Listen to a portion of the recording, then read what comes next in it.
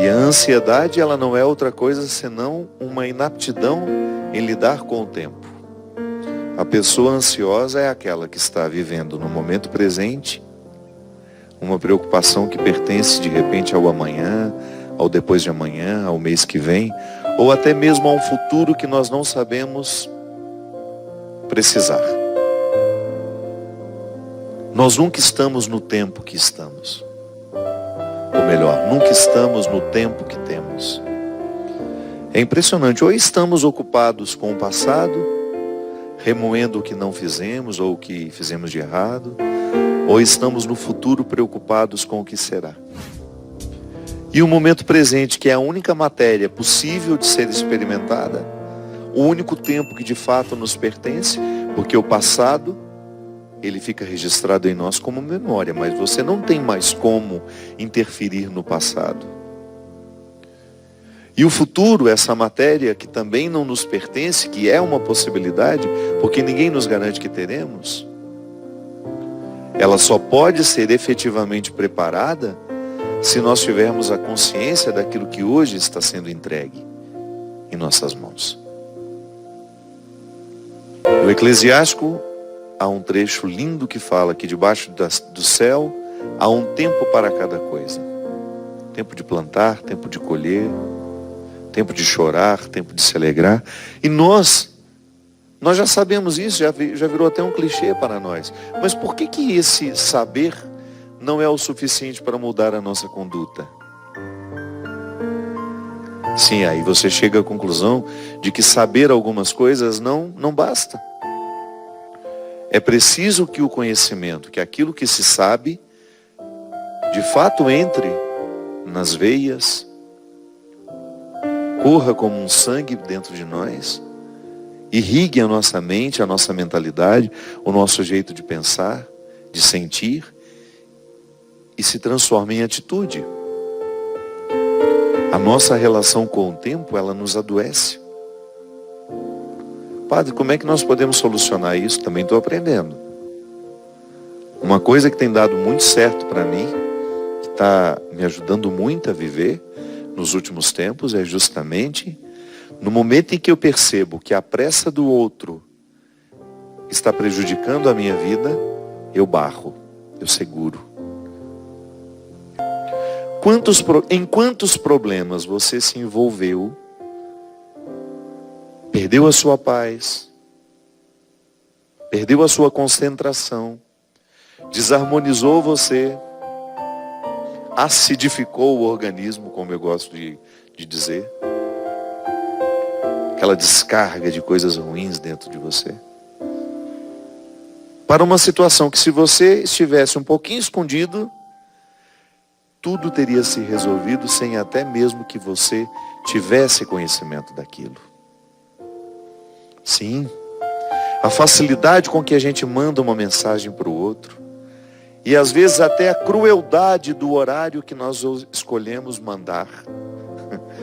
É cruel, às vezes você tem um assunto, você pode perfeitamente esperar amanhecer o dia, e você vai e escreve aquele assunto que você sabe que tirará o sono, ou aquela crítica, aquela palavra amargurada, doída, e você manda. Quantas vezes a gente se desrespeita assim? Quantas vezes eu fiz isso com pessoas que eu amo? Ao invés de esperar amanhecer o dia, o dedo coça, você não domina a ira, quer saber? Eu vou mandar agora. Tudo porque temos pressa. Tudo porque não sabemos lidar com o momento presente. Tudo porque nós estamos cheios de falsas urgências que estão nos adoecendo muito, muito. Eu tenho falado muito sobre isso. Fica cada vez mais difícil ter vida interior nos dias de hoje. Porque a vida interior é um voltar-se para dentro. É um olhar que vai no oposto do que nós costumamos fazer. Nós estamos sempre voltados para fora, preocupados com o que estão dizendo, ainda mais agora nesse tempo de política, que cada dia é uma coisa que nos desagrada, cada dia é uma notícia que nos deixa ainda mais desanimados.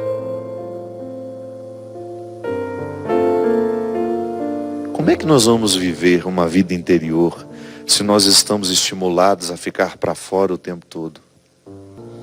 Nós estamos ansiosos em relação às pessoas. Às vezes o outro acabou de chegar, você já classificou como antipático. Nem conviveu. Aquele saber apressado, sabe? Que é tão desgastante isso. Nos priva tanto. Porque é a inaptidão de viver o tempo que você está tendo. Calma, deixa a pessoa chegar.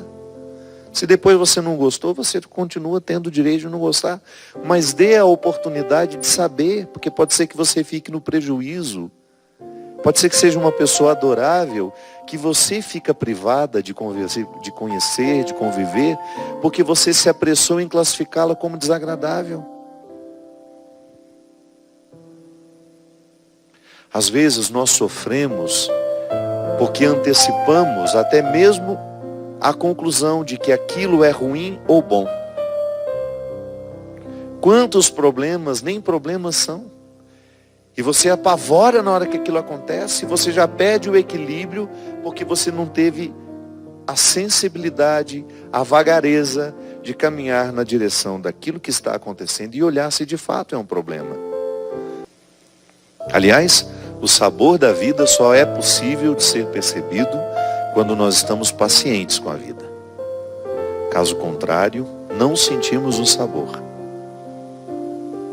A gente come sem sentir o sabor. Por que a ansiedade nos engorda? Porque a gente come muito mais do que precisa. Há algumas pessoas que, sem o controle disso, acabam descontando no alimento, descarregam no alimento toda a sua ansiedade. Presta atenção quantas vezes você mastiga um alimento que você põe na boca. E você vai ter condições de saber se você está ansiosa ou não. Estamos tão negligentes em relação ao nosso sono, ao nosso descanso. Há pessoas que não se permitem descansar.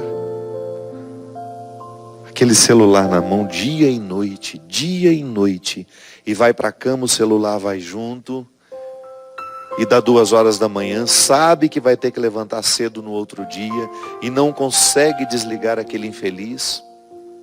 Por quê? É uma ansiedade terrível. É o ritual. A pessoa vai no Instagram, depois ela vai para o Facebook, depois ela vai para o Twitter, depois ela dá uma olhada nos e-mails. Levou meia hora para fazer isso tudo.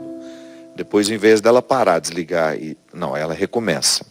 Foi para o Instagram de novo, foi para o Facebook. Lá, como no Facebook tem muita confusão, ela deve ter ficado lá pelo menos uns 20 minutos, vendo as brigas que acontecem.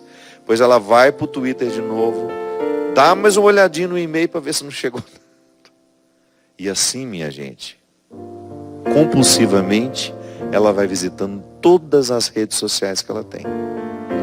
E ainda dá tempo de frequentar os 47 grupos e mandar coraçãozinho, mãozinhas e paisagens, e bom dia, e boa noite, boa madrugada.